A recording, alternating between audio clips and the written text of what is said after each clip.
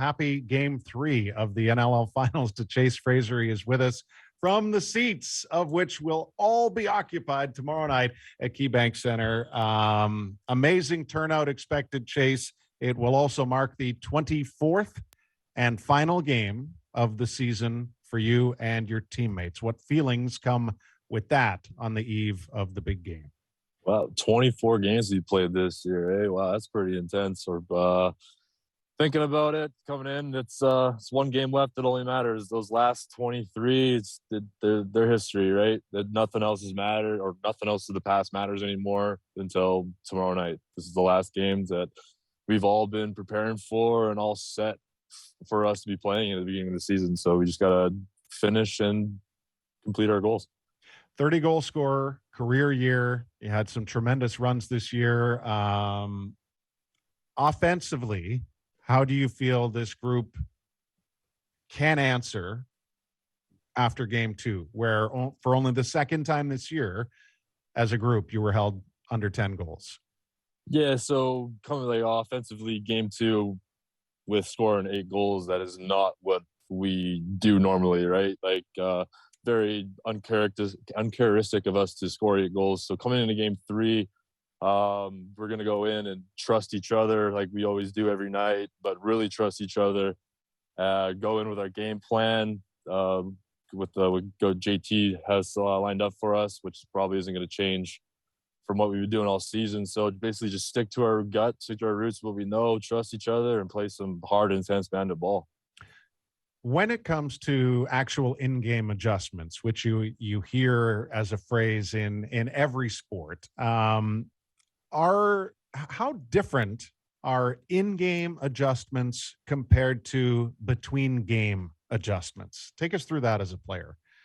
Say in-game adjustments is just stuff that you're seeing on the fly, obviously. That would be just little steps that you would do differently. So maybe setting up a pick differently or shooting differently, so on and so forth. As in between games would be matchups, right? So we're gonna worry about who offensively we want to attack or who defensively we want them to have, or in a sense who our defensive guys want them attacking their offensive guys. So basically goes down to minor adjustments that you can do on the fly for your personal self in the game, and then in between games more of a team adjustment to get everybody on the same page is what we need to get done. Do you personally, feel different in a game like game 2? Did it appear obvious, I guess, to you as a player that the situations being presented to you and or created were a little bit different than in other games this year? Yeah, definitely. Situation was completely different because if we won that game, we would have hoisted the cup, right? So going into that personally, I might have been, or definitely was, holding my stick and maybe thinking a little too much about that whole opportunity that we have. So going into game 3, just don't think, just do, right? So that's what JT's been preaching to me personally all year. Is when I start thinking, it's all the train runs off the rails. If I just kind of go with my gut, trust my heart, and just play the way I know how to play, we're looking pretty. It's amazing. It's I think that's what's always been endearing about lacrosse players. And I when you say that, I think back to where you're sitting in game 1, and that was on the heels of Deoga's now, kind of infamous pre-series interview where it was just don't suck, right? Don't suck, yeah. And then he goes off for 5, and again, that has been what has been the beauty of your team, is that there's 7, 8 guys capable of being that turning point type player. What does that feel like in a group, even though now you're down to the final game? Is it always just an incredible source of confidence? Yeah, it's kind of surreal, right? You're sitting there and it happens where I have a bad night where I don't put any points up kind of thing, but then Dehoka goes with 5 goals, right? And Dane does his casual where he does his 3 goals, 9 assists or whatever. Josh does his 7 goals, 4 assists or whatever happens. It's just everybody on the team knows their role and knows when someone needs to step up if someone's not able to put points up or so on and so forth. So it's surreal playing with the confidence that we have, knowing that the person coming onto the floor with you, beside you, behind you, is capable of doing anything, right? So the Bandits, Chase Fraser is with us here on the Instigators. It is game 3, the final game of the NLL Championship tomorrow night at a sold-out KeyBank Center. Party in the Plaza begins early, and it's going to be a wonderful build-up for a terrific night. What is John Tavares, the living legend, like in these moments behind the bench? He's a player's coach, right? He's a player first, comes coach, and then he loves it. He gets intense. His intensity is definitely picked up since we've gone into the playoffs and stuff. And one of his biggest advocates he does is we're playing for the city, the people who come and support us every day, who sit in these seats and pay money to come watch us play.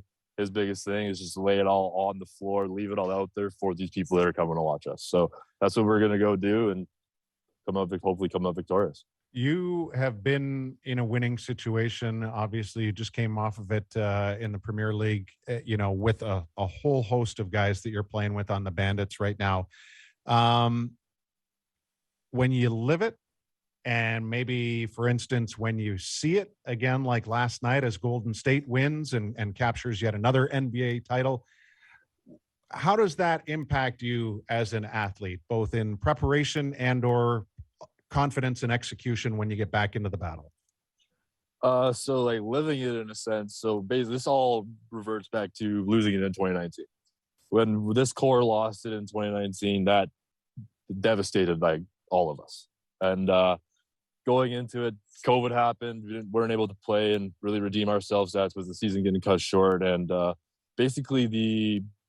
and then with the core guys in the bubble for the PLL, losing it that year too, it's just like everybody's got that itch. So when we got the opportunity to come together with all of the same mindset of this is our goal, we're going to do whatever it takes to do it, and then actually seeing it fulfill and come true in the September when we won, and then coming into this season with the same core group of guys and that same message being sent and received and understood by everybody, that it's unreal to be around, and it's contagious in a sense of when you're a part of a winning culture, you want nothing more than to win. So do you recognize that? Are you a sports fan? Do you marvel and appreciate what Golden State's done? Yeah, I was watching the game last night. I actually fell asleep watching it. But no, Golden State's been unreal for the past years, right? Winning some tremendous amount of championships. And it's definitely, it's more of a drive too. You see that, you're like, hey, wow, like, they're doing it again, and you just see what their culture is all about and how they treat each other on the bench or even on the floor, and they're all smiling, all happy all the time. And if something doesn't go their way, they're still upbeat, smiles on their face. It's like, don't worry about it, guys. We're here for a reason, right? So yeah, they have an amazing confidence about them, swagger, if you will. Absolutely. Hey, in honor of Father's Day coming on Sunday, what is the secret to Dad's spaghetti? The internet tells me that that's one of your favorite foods. It is my dad's spaghetti.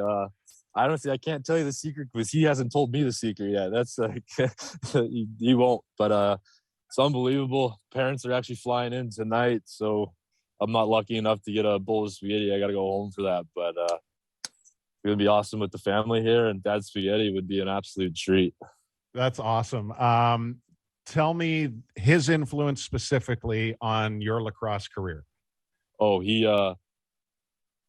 He supported me so much throughout everything. I went away at high school, right? And he's been there throughout it all. Like even like when I got drafted here, he'd fly out to wherever I was playing my rookie years, even though I wasn't playing in the lineups and all that stuff. I remember one time when we went to Colorado my rookie year, I ended up getting healthy scratched, and he flew out all the way there and with support. And I went and sat in the stands with him. He was frustrated and all that, but that it wasn't playing. But he didn't look at it like that. All he looked at is he got the chance to spend time with his boy, and he's a very big advocate to his friends of me about what I do, and very big supporter of it. And it's amazing.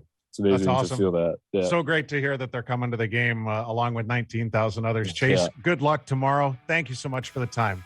Thanks for having me, Brian. All right, there's Chase Fraser of the Bandits again. Tomorrow night, sold out KeyBank Center. It's Colorado and Buffalo, third and deciding game. Bandits are looking for the 5th championship in franchise history. We can't wait to see you there. Enjoy the weekend. Happy Father's Day to all the dads. We'll see you soon.